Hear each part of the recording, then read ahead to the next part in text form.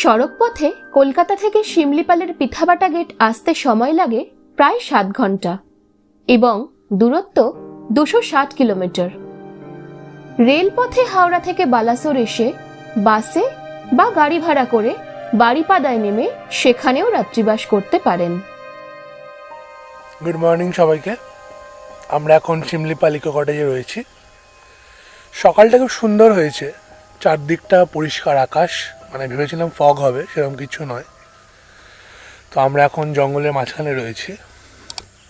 আজকে জঙ্গল সাফারিতে যাব। গাইড চলে এসছে। এখন আমাকে আমার গাড়ি এবং আমার ড্রাইভিং লাইসেন্স নিয়ে যেতে হবে হচ্ছে পিথাবাটা গেটে। গেটে পৌঁছে পাশেই অফিস থেকে ড্রাইভারের ড্রাইভিং লাইসেন্স ও সহযাত্রীদের গভর্নমেন্ট আইডি প্রুফ আসল ও জেরক্স দেখিয়ে ফর্ম ফিল আপ করলে জঙ্গলে ঢোকার অনুমতি পাওয়া যায়। এখানে প্রবেশ মূল্য জনপ্রতি 100 টাকা ও গাড়ি পিছু আরও 100 টাকা। এছাড়াও 300 টাকা দিয়ে গাইড নেওয়া বাধ্যতামূলক, আর ক্যামেরা পিছু 50 টাকা এবং ম্যাপ ও গার্বেজ ব্যাগের জন্য 30 টাকা দিতে হয়। আমরা এখন রয়েছি ওড়িশার ময়ূরভঞ্জ জেলার শিমলিপাল ন্যাশনাল পার্কে। একসময় এখানে প্রচুর রেড কটন সিল্ক থাকার কারণে এই জায়গার নাম হয় শিমলিপাল। চলুন ঘুরে দেখে নেওয়া যাক এই ফরেস্টটা। শিমলিপাল ঢোকার মূল গেট দুটি, পিথাবাটা আরেকটি জসিপুর। পিথাবাটা গেট দিয়ে ঢুকে আমরা বেরোবো জসিপুর গেট দিয়ে।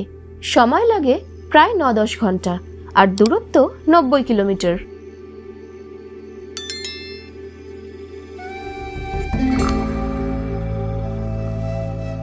জুন থেকে নভেম্বর বর্ষায় এই জঙ্গল পর্যটকদের জন্য বন্ধ থাকে।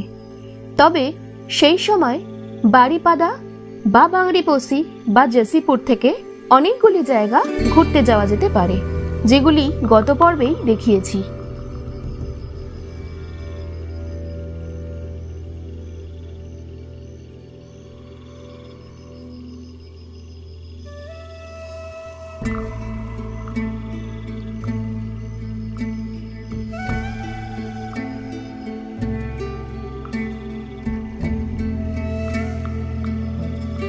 জঙ্গলের ভিতরে থাকতে চাইলে ওড়িশা গভর্নমেন্টের রামতীর্থ, গুরগুরিয়া, জমুয়ানি, কুমারী বা বারেহিপানি ক্যাম্পে থাকা যেতে পারে।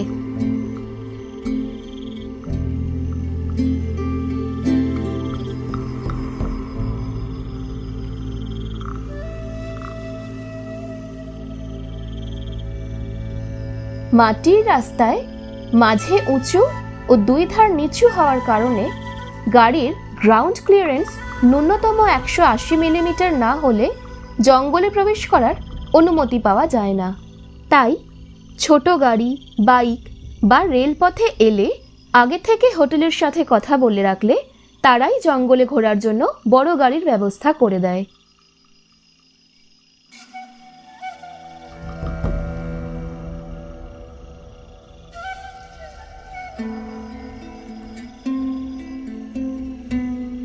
সুবিশাল টাইগার রিজার্ভে প্রায় 65টি গ্রামে সাঁওতালি, গোঁদ, কেলি প্রভৃতি আদিবাসীরা এখনও বসবাস করেন।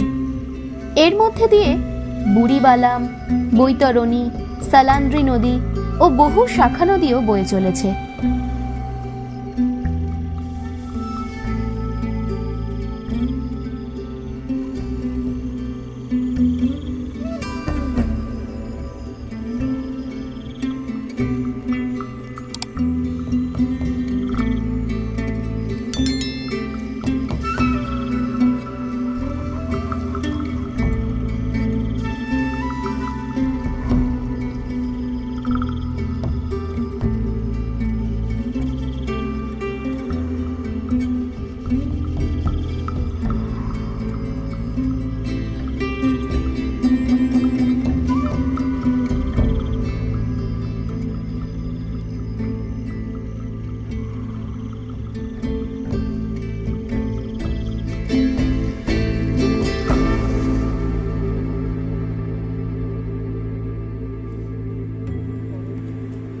আমাদের প্রথম গন্তব্য জোরান্ডা ফলস।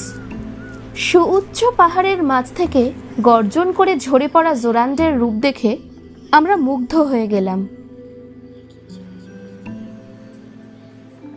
এরপর পৌঁছালাম বুধাবালাঙ্গা নদীর তীরে। একটু ছবি তুলে চললাম এর উৎস বারেহিপানি ওয়াটারফল দেখতে। তবে যাওয়ার পথেই পাহাড়ের মাঝে উঁকি দিয়ে উনি জানান দিলেন ওনার সশব্দ উপস্থিতি।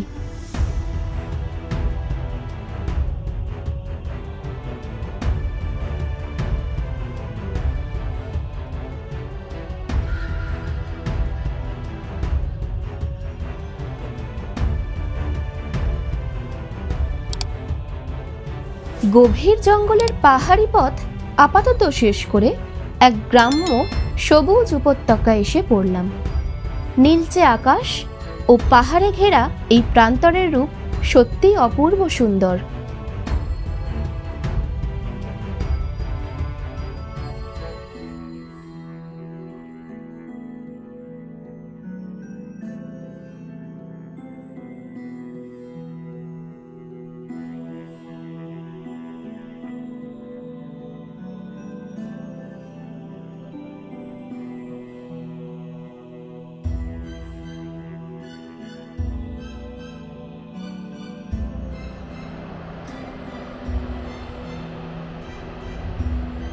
উড়িষ্যা তথা ভারতের অন্যতম উচ্চতম ঝর্ণা এই বারেহিপানি ওয়াটারফল।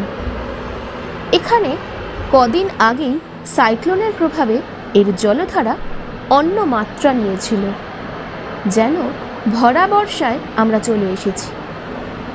তীব্র গর্জনে ছড়িয়ে পড়া জলরাশি মনোমুগ্ধকর। আমাদের গাইড দাদার ও নিজেদের ছবি তুলে এখান থেকে চললাম দুপুরের খাবার খেতে কাছেই বারেহিপানি নেচার ক্যাম্পে।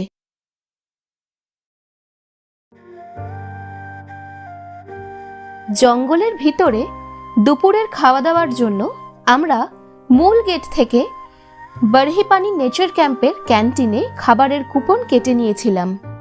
তবে চাইলে আপনারা ক্যান্টিনের আশেপাশে থাকা ছোট হোটেলগুলিতেও লাঞ্চ করে নিতে পারেন।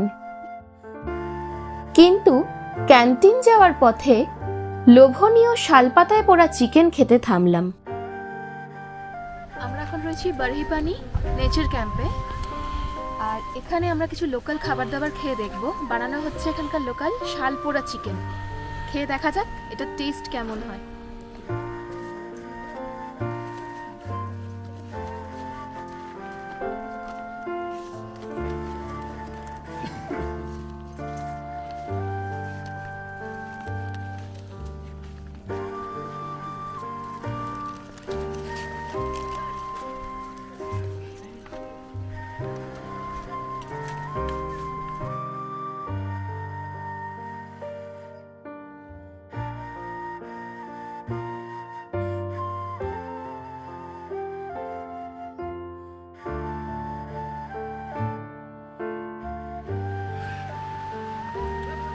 এটা হচ্ছে রাইস বিয়ার বা হাড়িয়া। এখানকার এই হাড়িগুলোতে তাদের বানাচ্ছে।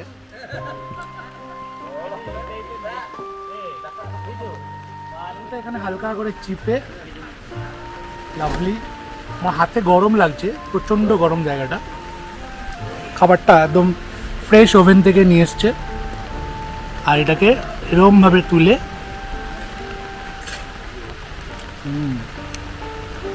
খুব নরম হয়েছে, জুসি। মাত্র 30 টাকা দাম। এখানে এসে জমিয়ে খেতে হবে। বাইরে বৃষ্টি পড়ছে, গরম কাবাব লাজবাব।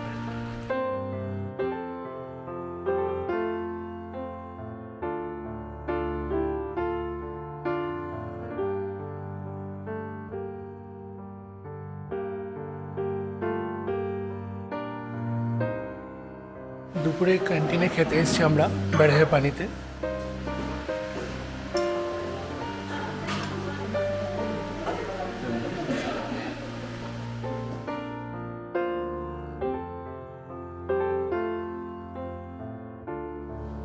সুন্দর ভাত, সাথে ডাল, আচার, আলু ভাজা, পটল মিক্স ভেজ, ফুলকপি, পটল, কুমড়ো, পেঁপে সব রয়েছে, আলুও রয়েছে, স্যালাড রয়েছে, পেঁয়াজ, শাক আর পাঁপড়।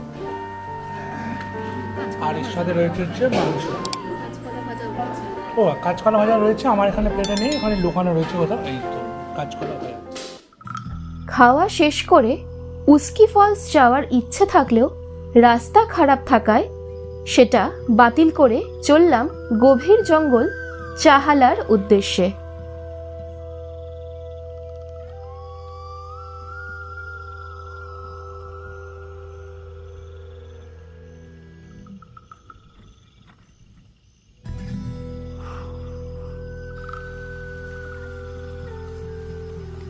চেকপোস্ট পেরোতেই গাইড সতর্কভাবে এদিক ওদিক দেখতে লাগলো। এই জঙ্গলে হাতি, বাঘ, চিতা, নেকড়ে, শিয়াল থাকলেও তার দেখা মেলা দুষ্কর। তবে আমরা ময়ূর, হরিণ, জংলি বাঁদর ও হনুমানের দেখা পাই।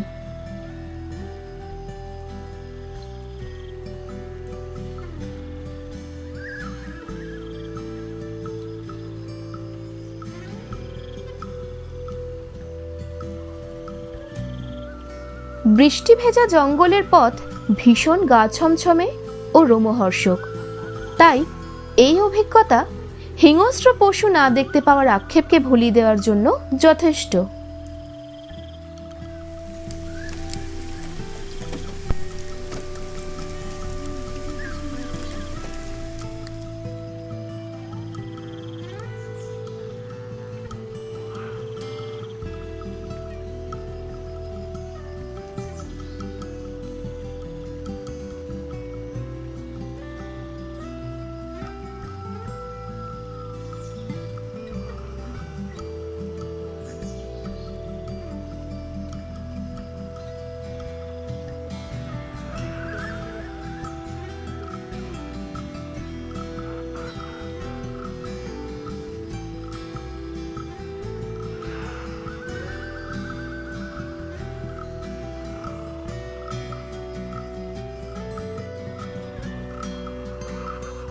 এরপরে জঙ্গল পেরিয়ে পৌঁছালাম চাহালায়।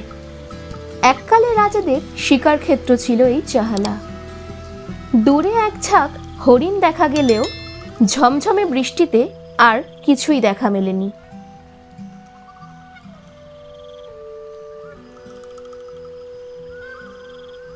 তারপরে জসিপুর হয়ে তুলসীবাণী গেট দিয়ে ফিরলাম।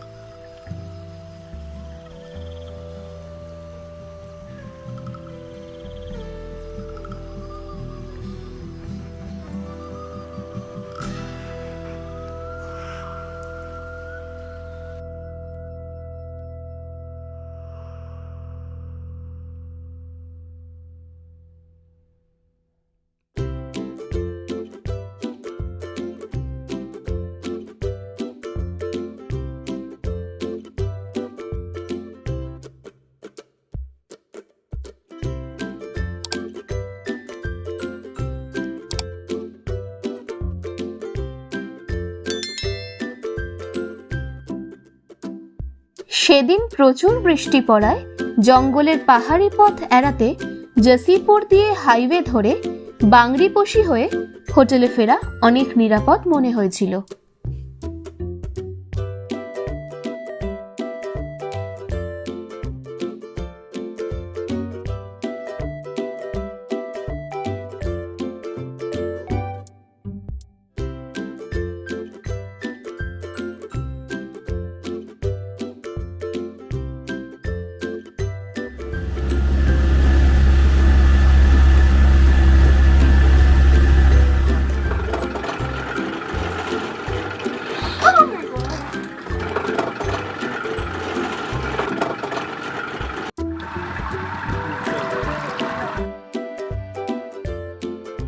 অফবিট ওড়িশার আগামী পর্বগুলিতে যাত্রা সঙ্গী হতে ওয়েফেয়ারার্স ফুটপ্রিন্টকে সাবস্ক্রাইব করে রাখুন। অপেক্ষা করছে আরও অনেক নতুন গল্প কথা।